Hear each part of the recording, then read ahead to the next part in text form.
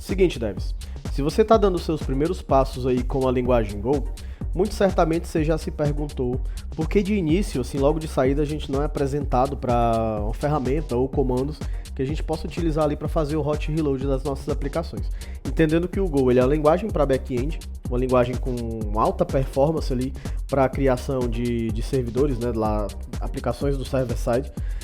Por que a gente inicialmente não é apresentado para esses conceitos? Existe essa possibilidade, da mesma forma como existe ali no Node, né? A gente tem ferramentas como o próprio Watch Mode do Node, o Nodemon, o Crazy, do lado do TypeScript a gente tem ali o TSX. Do lado da linguagem Go a gente também tem esses conceitos. A gente tem uma ferramenta que inclusive é a que eu trago aqui nesse pequeno tutorial, na verdade é um guia que geralmente eu escrevo, e eu vou deixar o link desse repositório, que tem uma série de coisas legais que eu venho escrevendo aqui com o decorrer do tempo, para que vocês possam dar uma conferida também. E a linguagem Go ela tem uma ferramenta chamada Airverse, que é basicamente uma ferramenta construída em Go, e que por si só já facilita bastante esse trabalho da gente poder fazer algumas configurações de preset para o hot reload e comportamento dos logs ali da nossa aplicação. E é isso que a gente vai ver aqui inicialmente. Para começar, a gente tem aqui um projeto em Go que nós vamos criar do zero. Então, para isso eu já vou chamar aqui o nosso Go mod init e vou chamar ele aqui de Airverse install, vamos dizer. Ele vai criar ali o nosso Go mod. Pode ver que aqui está o nome do nosso projeto e a versão da linguagem que a gente está utilizando, que é a 1.22. E aí, a partir daqui, a gente pode criar o nosso arquivo main.go e criar a nossa funçãozinha base aí de início, né? Então, deixa eu ver se eu consigo aumentar aqui a tela um pouquinho para vocês, para ficar melhor de enxergar. E aí a gente faz aqui, a gente cria o nosso package main, e vamos fazer aqui a criação da nossa function, né? Func main, e aí vai ter aqui o nosso print new line, e a gente vai passar aqui para ele o nosso hello world. Estruturazinha basicaça aí da linguagem Go, vê que ele importou aqui o pacote fmt, que vem lá do core da linguagem. E aí, para a gente executar, para a gente poder fazer com que isso aqui seja visível, a gente utiliza o nosso Go run, e aí eu passo aqui o nome do arquivo. E aí pode ver que ele vai logar aqui pra gente o nosso hello world, né, ali no main.go.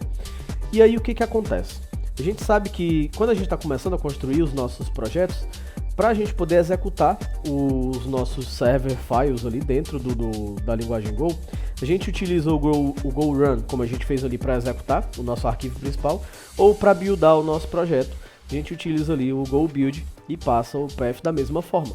Só que para isso, a linguagem Go ela disponibiliza para a gente justamente o Airverse.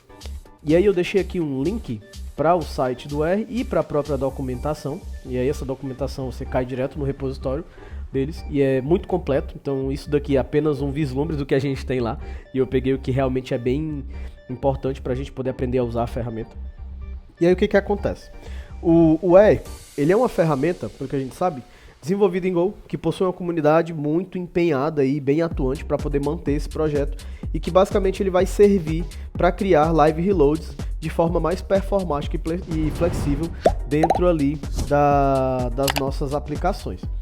E como que a gente instala ele? A gente tem algumas maneiras de instalar o Airverse, sendo elas diretamente na GoPath, ali dentro da variável de ambiente que a gente cria na instalação da linguagem Go, porque a gente sabe que, diferentemente do JavaScript, que é uma linguagem nativa ali, a linguagem Go ela precisa ser instalada dentro das nossas máquinas. Inclusive tem um tutorial aqui para instalação de Golang dentro do WSL, e no Linux é bem semelhante, processa basicamente aí o mesmo. E aí ele dá aqui algumas maneiras para a gente poder fazer essa instalação.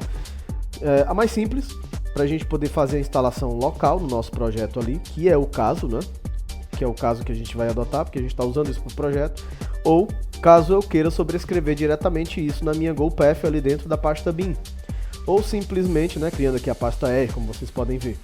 Ou simplesmente atribuindo diretamente o diretório da mesma forma. São duas maneiras para fazer o mesmo passo a passo aí. E aí no caso aqui, a gente vai começar justamente por aqui, utilizando essa linha de comando para instalação, E aí a gente vê que ele acessa o repositório do GitHub, onde essa aplicação está disponibilizada, ali onde ele está construída, na sua última versão. E aí se a gente vier aqui no VS Code novamente e processar essa linha, ele vai instalar ali o Airverse pra gente, ver se ele já faz o download ali do que ele precisa. Pronto, e aí vocês podem ver que ele fez aqui uma analogia para fazer o que ele pede, né? Requires a versão switching to. No caso aqui, eu já tinha instalado isso aqui na minha máquina, mas basicamente se você estiver instalando pela primeira vez, ele vai printar aqui vários logs de download, e aí no final ele vai concluir aqui liberando a linha de comando. E aí logo na sequência, o que a gente precisa fazer aqui é o que ele pede aqui no final da instalação, que é digitar esse R-V, e aí a gente vai ver a versão que ele instalou ali do R para a versão do Go que está disponível. Não significa que seja a mesma versão que eu estou usando. Inclusive isso é um ponto que a gente tem que notar, porque o R nessa versão ele está disponível a partir da 1.22, no caso aqui eu já estou com a 1.22.4, então eu posso utilizar aí sem problemas nenhum. Beleza, e a sequência desse processo, como que funciona agora? Eu tenho que fazer o R init, e aí como que isso aqui vai se dar dentro do nosso projeto? Vê que quando eu processo esse comando, quando eu executo esse comando R-init, ele cria automaticamente esse arquivo chamado r.tom. É uma pronúncia um pouco estranha, mas é essa nomenclatura aqui, que basicamente entrega pra gente ali uma série de requisitos dentro de uma estrutura como se fosse um compose ali. E aí ele vai dar algumas propriedades para a gente poder personalizar de acordo com a nossa necessidade ali dentro do nosso projeto.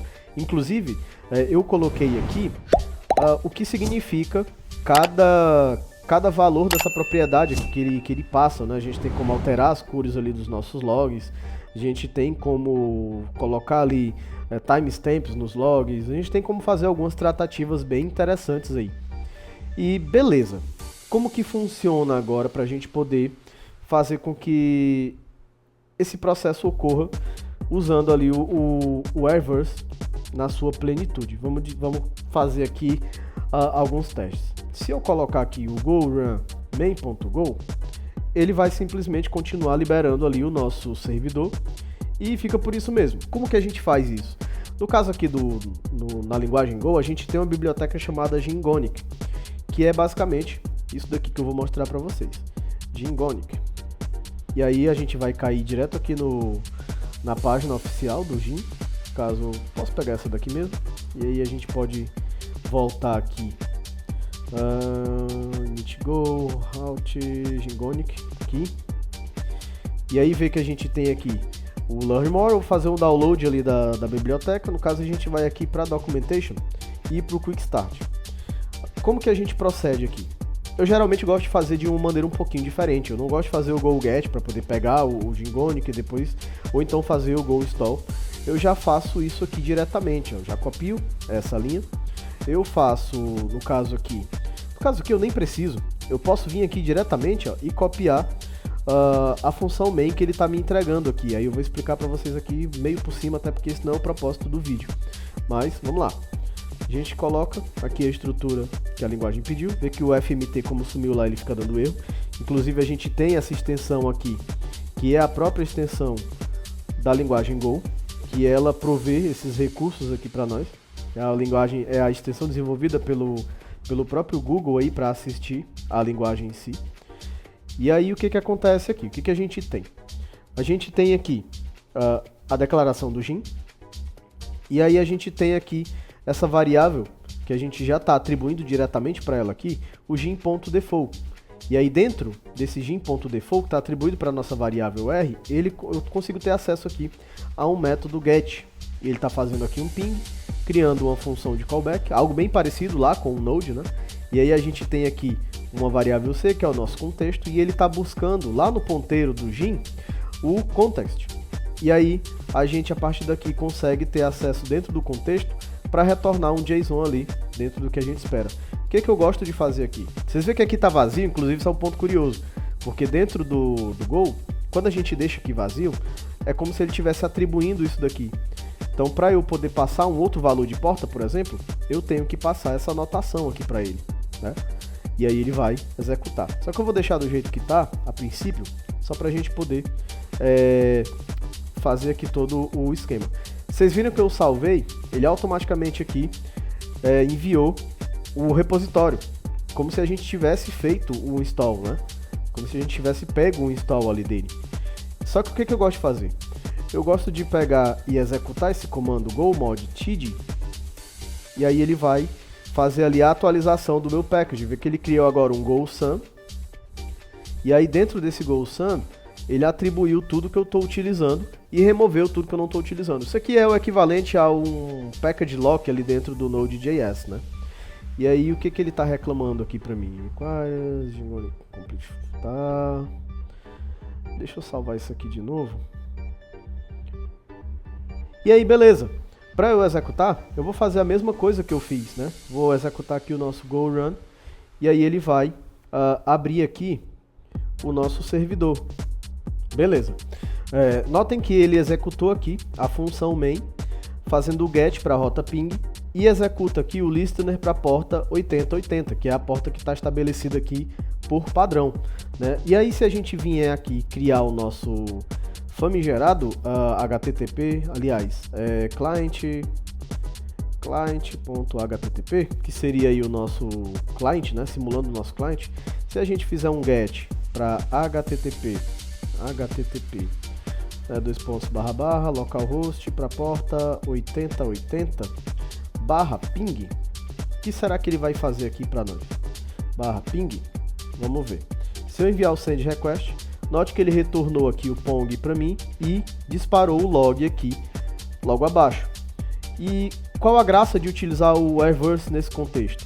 Se a gente fizer aqui o Ctrl C para matar o nosso servidor e eu limpar aqui, basta executar o comando R, e aí ele vai criar a pasta temp ali com o nosso arquivo buildado, e aí ele toma a ação como se eu estivesse executando ali o nosso go run, e aí eu não preciso matar servidor, subir servidor novamente para que o nosso live reload funcione. Então, se eu vier aqui, agora ele vai atribuir para o nosso JSON ali a propriedade que a gente passou.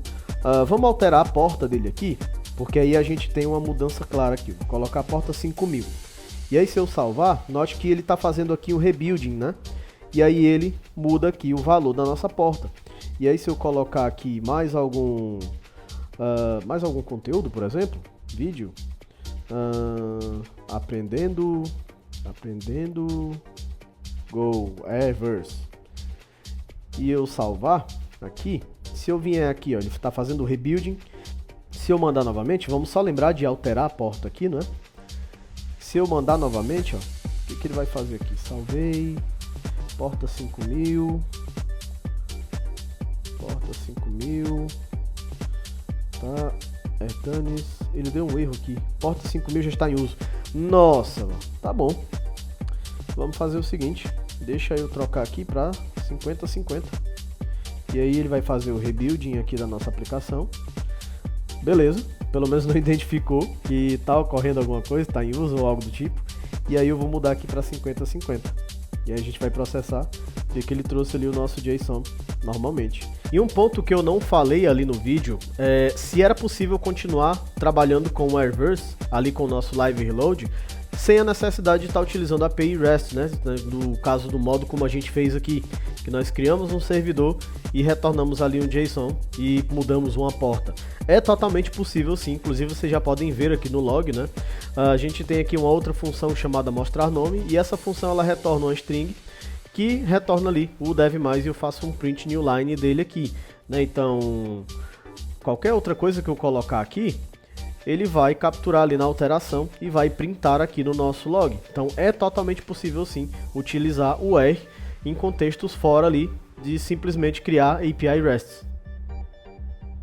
Espero que vocês tenham gostado do vídeo, esse é o conteúdo. Vou deixar o link desse repositório aqui no vídeo, na descrição, para vocês darem uma consultada lá e brincarem um pouquinho também. Grande abraço e até o próximo vídeo.